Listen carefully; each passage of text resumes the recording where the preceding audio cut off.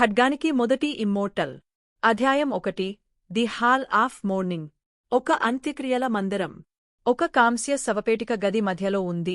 దాని ఉపరితలంపై అన్ని రకాల పక్షులు, జంతువులు, కీటకాలు మరియు చేపలు, అలాగే సూర్యుడు, చంద్రుడు మరియు నక్షత్రాల యొక్క అనంతమైన మరియు పురాతన నమూనాలు చెక్కబడ్డాయి. ఈ ప్రపంచానికి అందని తెల్లటి పట్టు వస్త్రాన్ని ధరించిన ఒక యువతి శవపేటిక ముందు మోకరిల్లింది. సోక మందిరం వెలుపల పాశ్చాత్య స్వర్గంలోని స్వచ్ఛమైన భూములను గుర్తుకు తెచ్చే దాచిన రాజ్యం వంటి ప్రపంచం ఉంది. స్వర్గపు దేవతలు మరియు బుద్ధుల వంటి భయంకరమైన వ్యక్తులు దుర్మార్గపు వధలో నిమగ్నమే ఉన్నారు. ఆవేశపూరిత కేకలు గాలిని నింపాయి. దివ్య రక్తం వర్షంలా కురిసింది. అయినప్పటికీ సంతాప సభ లోపలి భాగం పూర్తిగా నిశ్శబ్దంగా ఉంది. మొదటి నుండి చివరి వరకు ఆ యువతి తన తలను నేలకు ఆనించి మోకరిల్లింది. ఆమె వ్యక్తీకరణ విచారంగా లేదా ఆనందంగా లేదు. ఆమె ఎటువంటి భావోద్వేగాల అలలు లేకుండా పూర్తిగా ప్రశాంతంగా ఉంది. హా! సో ఇదేనా నువ్వు చనిపోయినా తర్వాత ఎలా ఉంటుంది? సుయి నవ్వింది, కాని అతని కళ్ళు పూర్తిగా చల్లగా ఉన్నాయి. అతని చూపులు ఆ యువతిపై పడినప్పుడు మాత్రమే అతని కళ్లలో అస్పష్టమైన సౌమ్యత కనిపించింది. జీవితంలో అతను ఒకప్పుడు చుట్టుపక్కల శూన్యంలో తిరుగుతూ దాని వివిధ దైవాలను సందర్శించాడు. అతని కత్తి నక్షత్రాల ఆకాశాన్ని అణచివేసింది మరియు అతను మొత్తం గొప్ప రాజ్యాన్ని మధ్యవర్తిత్వం చేశాడు. అతను ఒకప్పుడు ప్రపంచాన్ని జయించాడు. అతని శకం యొక్క సంపూర్ణ ఆధిపత్యంగా మారాడు. అతను ఒకసారి 9 ప్రావిన్సెస్ ఆఫ్ వైల్డ్స్ యొక్క ఒక మరియు ఏకైక మాస్టర్ ఆఫ్ 10,000 దావోస్ గా గౌరవించబడ్డాడు. 9 ప్రావిన్స్ల నిష్ణాతులైన కత్తి మాస్టర్ల దృష్టిలో అతను బ్లేడ్లో స్వర్మాస్టర్ ఆఫ్ అబ్స్ట్రూస్ ఫోర్స్ లో నిపుణుడు. కాని అతని మరణ వార్త వ్యాప్తి చెందడంతో ప్రతిదీ మారిపోయింది. హహహ! విధిని కరిగించడం మరియు గ్రాండ్ డావోను శుద్ధి చేయడం. ఇక నుండి సుజువాంజున్ యొక్క స్వర్గం కరిగించే కొలిమి నాకే చెందుతుంది. సోక మందిరం అవతల ఉన్న దాగే ఉన్న ప్రపంచం నుండి ఒక నవ్వు వెరజిమ్మింది. ఐవని ఆనందం మరియు ఆనందం రెండింటినీ తీసుకువెళ్ళింది. సూయే అటువైపు చూసింది. ఇది గోల్డెన్వింగర్ గ్రేట్ పెంగ్. దాని రెక్కలు చాలా భారీగా ఉన్నాయి. అవి ఆకాశాన్ని తుడిచిపెట్టే మేఘాలలో ఉన్నాయి. దాని ఈకలు బంగారు రసంలో తడిసినట్లుగా మెరుమిట్లు ఒలిపే మెరుపును కలిగే ఉన్నాయి. దాని అసమానమైన తేజస్సు ఆకాశంలో వ్యాపించింది. ఒకవైపు పర్వతాలు మరియు నదులను చదును చేసింది. ఇది ప్రకాశవంతమైన, మండుతున్న ఎర్రటి జ్యోతిని దాని అపారమైన, స్వర్గాన్ని కదిలించే గోళ్లలో పట్టుకుంది. ఆ చిన్న పిచ్చుక కూడా ఇప్పుడు నాకు ద్రోహం చేసింది. సూయి విలపిస్తూ నిట్టూర్చింది. 80,000 సంవత్సరాల క్రితం గోల్డెన్వింగర్ గ్రేట్ పెంగ్ తన పర్వత ద్వారం వెలుపల మోకరిల్లి 10 పగలు మరియు 10 రాత్రులు తన క్రింద సేవ చేయడం కోసం మరియు దావో గురించి తన అంతర్దృష్టిని వినడం కోసం అతను స్పష్టంగా జ్ఞాపకం చేసుకున్నాడు. దాని చిత్తశుద్ధిని పరిగణనలోకి తీసుకుని అతను పక్షిని తన పక్కన పండించడానికి అనుమతించాడు.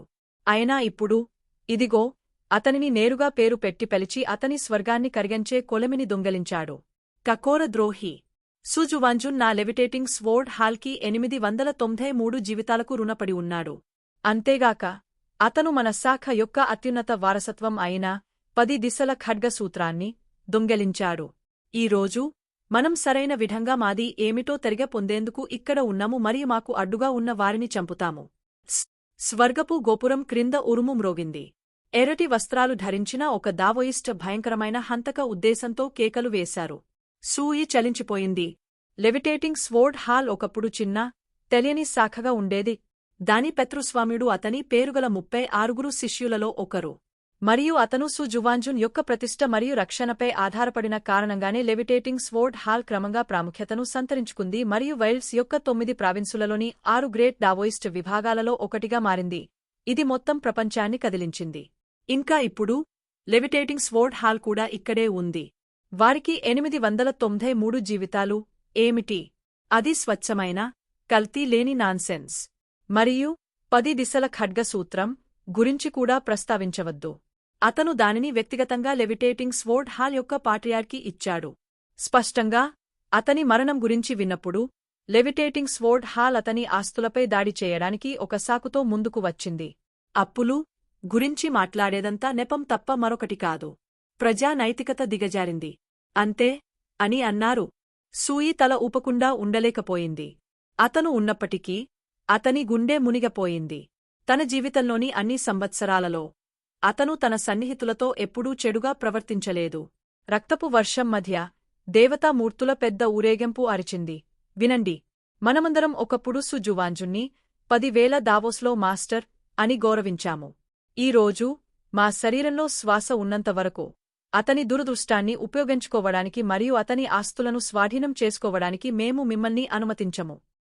నాన్సెన్స్!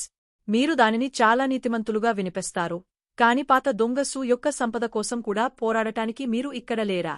ఎంత కపటత్వం! కొంతమంది చల్లగా నవ్వారు, మరికొందరు ఎగతారిగా స్పందించారు. నీ చేతిలో ఏముంది? Immortal ivy, the illustrious sceptre, the nine lantern of the dragon god, the glazed jade flask. Su Xuanjun వదిలిపెట్టిన అత్యంత అద్భుత సంపదలో ఏది కాదు. మీకు చాలా చిత్తశుద్ధి ఉంటే అతనితో పాటు సమాధికి వెళ్లడానికి వాటిని అతని శవపేటికలో ఎందుకు ఉంచకూడదు? అనేక భయంకరమైన బొమ్మలు చల్లగా నవ్వాయి. స్వర్గం మరియు భూమి గందరగోళంలో ఉన్నాయి, మరియు యుద్ధం కొనసాగింది. పోరాట యోధులు అందరూ పీక్ లెవెల్ నిపుణులు, వైల్డ్స్ 9 ప్రావిన్సుల యొక్క ప్రధాన శక్తులు. ఒకరినొకరు పోట్లాడుకుంటూ చంపుకుంటున్న దృశ్యం మాటల్లో చెప్పలేనంత భయానకంగా ఉంది. కాని సూయి దృష్టిలో అది హాస్యాస్పదంగా కూడా ఉంది. ఈ దృష్టిలో అతని జీవితంలో వారు గుడ్డిగా విధేయతతో గౌరవప్రదంగా ఉండేవారు. అయినప్పటికీ అతను చనిపోయాడు అని తెలుసుకున్న క్షణంలో వారు చుట్టూ తిరిగారు మరియు ఇలా ప్రవర్తించారు. మీరు చనిపోయిన తర్వాత ప్రతిదీ నిజంగా భిన్నంగా ఉంటుంది. సూయి దూరంగా చూసింది. ఆ తర్వాత తన శవపేటిక ముందు మోకరిల్లిన అమ్మాయిపై తన దృష్టిని నిలిపింది. అతని వ్యక్తీకరణ మెత్తబడింది. కనీసం క్వింగ్ టాంగ్ ఇంకా ఇక్కడే ఉన్నాడు. క్వింగ్ టాంగ్ ఆమెకు 13 వయస్సు నుండి అతని పక్కన సాగుచేసింది. అప్పటి నుండి 18,900 సంవత్సరాలు గడిచాయి. వైల్డ్స్ 9 ప్రావిన్సులలో ఆమెను ఎంప్రెస్ క్వింగ్ టాంగ్ అని పిలుస్తారు. బయటి వ్యక్తుల దృష్టిలో ఆమె ఒక ఉన్నతమైన వ్యక్తి, అన్ని దేశాలను పరిపాలించిన సామ్రాజ్ఞి. ఆమె పలుకుబడి మరియు అధికారం 9 ప్రావిన్సులను అణిచివేశాయి మరియు ఆమె సాగులో ఉన్న ఇతర ప్రాంతాలు కూడా ఆమెను విస్మయానికి గురిచేశాయి. కాని సూయకి ఆమె ఎప్పుడూ చిన్న అమ్మాయిలానే ఉండేది. ఆమె సాగు చేయనప్పుడు ఆమె అతని వైపు సేవ చేసింది. ఆమె ప్రవర్తన సున్నితంగా మరియు వినయంగా ఉంది. జూనియర్ అప్రెంటిస్ సోదరి, మీరు ఇప్పటికే 7 రోజులపాటు మాస్టర్స్ శవపేటికపై జాగారం చేశారు. మేము ఇప్పుడు బయలుదేరకపోతే మేము ఎక్కువసేపు నిలబడలేము. అకస్మాత్తుగా ఒక ధ్రువమైన వ్యక్తి శోక మందిరంలోకి ప్రవేశించాడు. అతని తెల్లటి యోధుడు వస్త్రాలు చెరిగిపోయి రక్తంతో తడిసినవి. అతను భయంకరమైన, క్రూరమైన పోరాటం నుండి బయటపడ్డాడు మరియు అతనిలోని ప్రతి అంగుళం భయంకరమైన శక్తిని వెలువరించింది. పైమో, సూయి యొక్క 9 మూసి ఉన్న శిష్యుల అధిపతి. అతని బెరుదు యుద్ధ చక్రవర్తి పైమో, మరియు అతను 39,000 సంవత్సరాలు సూయితో కలిసి సాగుచేశాడు. ఈ మొత్తం సమయంలో శవపేటిక ముందు మోకరిల్లిన క్వింగ్ టాంగ్ క్రమంగా లేచాడు. సీనియర్ అప్రెంటిస్ బ్రదర్, ఆమె తన స్వరం చల్లగా మరియు దూరంగా చెప్పింది. అతను పాస్ అయ్యే ముందు మాస్టర్ తన 9 మంది వారసులను మా స్వంతంగా బయలుదేరమని చెప్పారు. కాబట్టి చెప్పు, ఎందుకు తిరిగేవతావ్? పైమో నుదురు కొద్దిగా ముడుచుకుంది, మరియు అతను విస్మయం కలిగించే నీతితో ఇలా అన్నాడు. నేను వెనుకకు నిలబడి మన శత్రువులను మరియు ఆ ద్రోహులు మాస్టర్ వదిలివేసిన ప్రతిదాన్ని నాశనం చేయడం ఎలా చూడగలను? అంతేకాకుండా జూనియర్ అప్రెంటిస్ సోదరి, మీరు ఇంకా బయలుదేరాల్సి ఉంది. మీరు ఇప్పటికీ ఇక్కడ జాగరూకతతో ఉన్నారు. మీ సీనియర్ బ్రదర్గా నేను నిన్ను ఎలా వదిలి వెర్రగలను? Qing Tang వెనుదిరిగాడు. ఆమె పైమో కిందకి చూసేటప్పుడు ఆమె అందమైన కళ్ళు కత్తిలా చల్లగా మరియు పదునుగా ఉన్నాయి. ఇప్పటికే విషయాలు చాలా పురోగమించాయి, కాని మీరు ఇంకా నిజం చెప్పడానికి సిద్ధంగా లేరా? పైమో విద్యార్థులు సంకోచించబడ్డారు. జూనియర్ అప్రెంటిస్ సిస్టర్, దాని అర్థం ఏమిటి? నా ఉద్దేశ్యం ఏమిటి? క్వింగ్ టాంగ్ పెదవులపై ఎగతారిగా నవ్వింది. ఇతరులకు తెలియకపోవచ్చు, కాని నాకు ఇది పగటిపూట స్పష్టంగా ఉంది. మీరు ఎల్లప్పుడూ మాస్టర్స్ స్వర్డ్ ఆఫ్ ది 9 హెల్స్పై స్థిరపడి ఉంటారు. ఆష్ యొక్క వ్యక్తీకరణ కొద్దిగా మారింది. కొద్దిసేపు నిశ్శబ్దం తరువాత అతను నవ్వాడు. అతని వ్యక్తీకరణ చల్లగా మరియు చీకటిగా ఉంది. జూనియర్ అప్రెంటిస్ సిస్టర్, నువ్వు నాకు చెబుతున్నావా? ఆ బ్లేడ్ కోసం మాస్టర్ శవపేటికపై జాగారం చేయడం లేదా? క్వింగ్ టాంగ్ దానిని ఖండించలేదు. ఆమె సరసమైన, కల్మషం లేని లక్షణాలు మరియు అసమానమైన అందమైన ముఖం ఎప్పటిలాగే ప్రశాంతంగా ఉన్నాయి. సీనియర్ అప్రెంటిస్ బ్రదర్, మీరు తప్పు చేశారు. నేను కేవలం 9 నరకాల స్వోర్డ్ కారణంగా ఇక్కడ ఉండను. మీకు ఇంకా ఏమి కావాలి? పైమో అడగకుండా ఉండలేకపోయాడు. క్వింగ్ టాంగ్ సోక మందిరం వెలుపల చూశాడు మరియు డెవిల్స్ మరియు దైవాల క్రూరమైన వధను చూశాడు. ఆమె మాట్లాడినప్పుడు అది ఆశ్చర్యం యొక్క చిన్న అలలు లేకుండా ఉంది. మాస్టారు ఏమీ వదిలిపెట్టారు. నాకు అన్నీ కావాలి. ప్రతి పదం ప్రశాంతంగా మరియు సాధారణమైనది, కాని ఆమె ఈ చివరి ప్రకటన చేసినందున క్వింగ్ టాంగ్ యొక్క సన్నని, అందమైన ఆకృతి గంభీరమైన గాలిని పొందింది. మీకు అవన్నీ కావాలా? పైమో మొదట స్తంభించిపోయాడు, కాని వెంటనే అతను నవ్వకుండా ఉండలేకపోయాడు. అతను ఎగతాళి చేశాడు, నేను మాస్టర్ యొక్క 9 మంది వారసులలో అతి పెద్ద ఆకలితో ఉన్న వ్యక్తి చిన్న వయసు అని నేను ఎప్పుడూ ఊహించలేదు. జూనియర్ అప్రెంటిస్ సిస్టర్, ఇది చూసి మాస్టారు బతికి ఉంటే అతను కూడా షాక్ అవుతాడేమోనని నేను భయపడుతున్నాను. తన అత్యంత ప్రియమైన, విశ్వసనీయమైన క్వింగ్ టాంగ్ నిజానికి చాలా అత్యాశతో ఉన్నాడని అతను ఎప్పుడూ ఊహించి ఉండడు. నిజం చెప్పాలంటే సూయీ ఈ సమయమంతా ఒక నిర్లిప్త పరిశీలకురాలు. అతను గోల్డెన్ఫింగర్ గ్రేట్ పెంగ్ లేదా లెవిటేటింగ్ స్వోర్డ్ హాల్ యొక్క ద్రోహం గురించి పట్టించుకోలేదు. తన అతి పెద్ద శత్రువులు తన దారిలో పోరాడినప్పుడు కూడా అతను పట్టించుకోలేదు. కాని అతని అత్యంత గౌరవనీయమైన వారసుడు పైమో మరియు అత్యంత విలువైన, ప్రియమైన క్వింగ్ టాంగ్ ప్రతి ఒక్కరూ తనపై కుట్రలు పన్నుతున్నారని తెలుసుకున్నప్పుడు అతను మౌనంగా ఉన్నాడు. ఇది కేవలం ఒక నిధి మాత్రమే. ఇంకా 2 అప్రెంటిస్లను ఒకరినొకరు తిప్పుకోవడానికి ఇది సరిపోతుంది. అయ్యో! గణగణమని ధ్వని చేయు.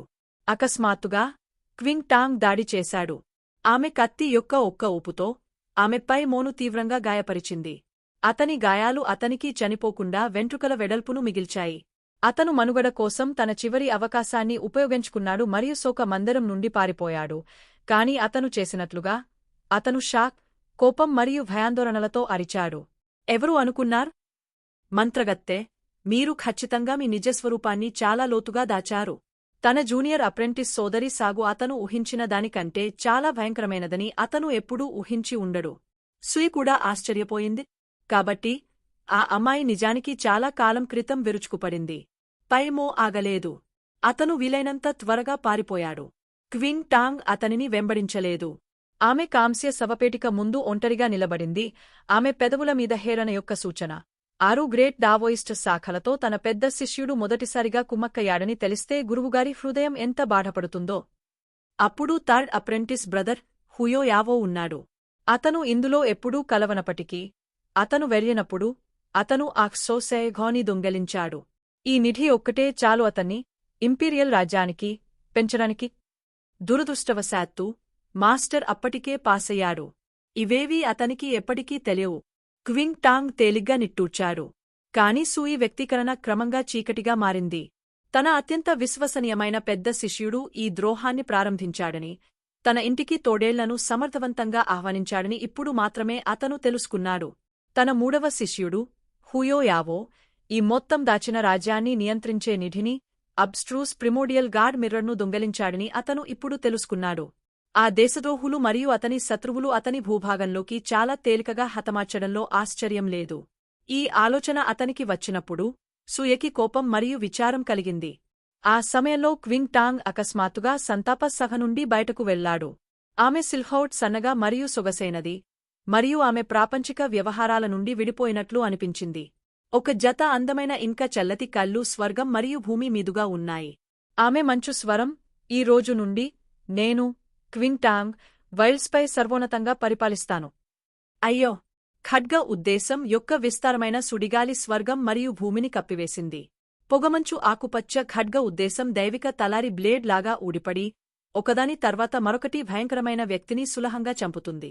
ఒక్క క్షణం స్వర్గం మరియు భూమి పూర్తిగా దైవిక రక్తంతో చిత్రించబడిన కాన్వాస్ లాంటివి. మిగిలిన భయానక అస్తిత్వాలు మినహాయింపు లేకుండా ఆశ్చర్యపరిచాయి. వారు మంచుతో నిండిన అగాధంలోకి కూరుకుపోయినట్లుగా వారి ద్వారా ఒక చలిని అనుభవించారు. సమర్పించండి లేదా చనిపోండి. ఆమె స్వరం ఉదాసీనంగా ఉంది, కాని ఈ రక్తం తడిసిన భూమిలో ఆమె ప్రతి మాట చాలా దూరం వ్యాపించింది. మేము సేవ చేయడానికి సిద్ధంగా ఉన్నాము. సామ్రాజ్యీ, మేము నిన్ను మా సార్వభౌముడిగా ప్రకటిస్తున్నాము. క్వింగ్ టాంగ్ యొక్క భయపెట్టే గొప్పతనం క్రింద మనుగడలో ఉన్న నిపుణులు మరియు దైవాంశాలు అందరూ తలదించుకున్నారు.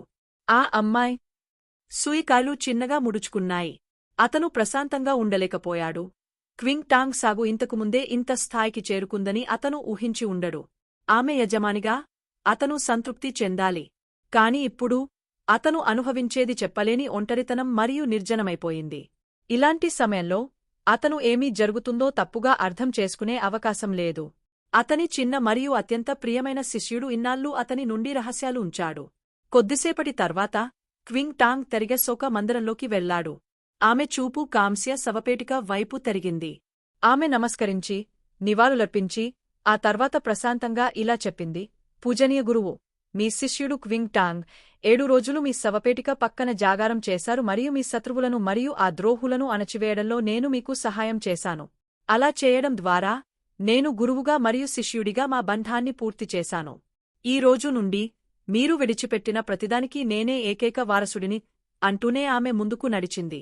ఆమె చేతులు కాంస్య శవపేటికకు వ్యతిరేకంగా నొక్కినప్పుడు ఆమె గుసగుసలాడింది. 9 నరకాల యొక్క స్వోర్డ్ మీతో పాటు సమాధికి వెళ్లదు. నేను దాని రహస్యాలను గ్రహించిన తర్వాత నేను దానిని సహజంగా మీకు తిరిగి ఇస్తాను. గౌరవనీయులైన గురువుగారు, మీ విశ్రాంతికి భంగం కలిగించినందుకు నన్ను నిందించకండి. బ్యాన్! శవపేటిక మూత తెరుచుకుంది. అయితే అది చేసిన క్షణంలో క్వింగ్ టాంగ్ ఆమె ఎప్పుడూ ఉండే ప్రశాంతమైన ప్రశాంతతను కోల్పోయింది. భావోద్వేగాల అరుదైన ప్రదర్శనలో ఆమె వ్యక్తీకరణ మారిపోయింది. ఇది ఎలా ఉంది? కాంస్య శవపేటిక పూర్తిగా ఖాళీగా ఉంది. 9 హెల్స్ ఖడ్గం పర్వాలేదు. ఆమె యజమాని అవశేషాలు కూడా లేవు. సూయే ఈ మొత్తం సన్నివేశాన్ని చూశాడు మరియు అతని కోపం అతని విద్యార్థులను తగులబెట్టినట్లు అనిపించింది. అవును, అతను పునర్జన్మ మరియు కొత్తగా సాగు చేయాలని నిర్ణయించుకున్న క్షణం నుండి అతను ఈ అవకాశం కోసం సిద్ధమయ్యాడు. అతని అంతర్గత కోపాన్ని అణచివేయడం కష్టం. కాని క్రమంగా సూయి కళ్లలో మండుతున్న ఆవేశం తగ్గింది. చివరికి అంతులేని ఉదాసీనత మరియు మంచుతో నిండిన చలి తప్ప ఏమీ మిగిలిపోయింది. నేను తిరిగి వచ్చినప్పుడు మీరు దౌర్భాగ్యులు ఇంకా బతికే ఉన్నారని నేను ఆశిస్తున్నాను. అప్పుడు సూయి యొక్క అస్పష్టమైన, అతీతమైన వ్యక్తి శూన్యంలోకి అదృశ్యమయ్యాడు, పూర్తిగా అదృశ్యమయ్యాడు. వైల్డ్ చరిత్రలో 1080,000 క్యాలెండర్ సంవత్సరంలో వైల్డ్స్ 9 ప్రావిన్సులకు అత్యున్నత పాలకుడు, అబ్స్ట్రూస్ ఫోర్స్ యొక్క స్వోర్డ్ మాస్టర్ సు జువాన్జున్ మరణించారు. అతని మరణం యావత్ వైల్డ్లను కదిలించింది. 7 రోజుల తర్వాత అబ్స్ట్రూస్ ఫోర్స్ యొక్క స్వోర్డ్ మాస్టర్ యొక్క శిష్యురాలు ఎంప్రెస్ క్వింగ్ టాంగ్ స్వర్గ మరియు భూమి 4 దిక్కులను చుట్టుముట్టింది. ఆమె దివ్యఖండంలోని అన్ని దేవతలను అణచివేసింది మరియు తనను తాను ప్రపంచానికి సుప్రీం పాలకురాలిగా ప్రకటించింది. 500 సంవత్సరాల తరువాత the great Zhou empire, cloud river prefecture, Guangling city.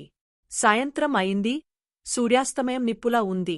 పైన్క్లోడ్ sword manor వెలుపల. సూయి తన చిన్న కోడలు వెన్ లింగ్సు తరగతి నుండి బయటకు వచ్చే వరకు ఎదురు చూస్తూ అందరికి దూరంగా ఒంటరిగా నిలబడింది.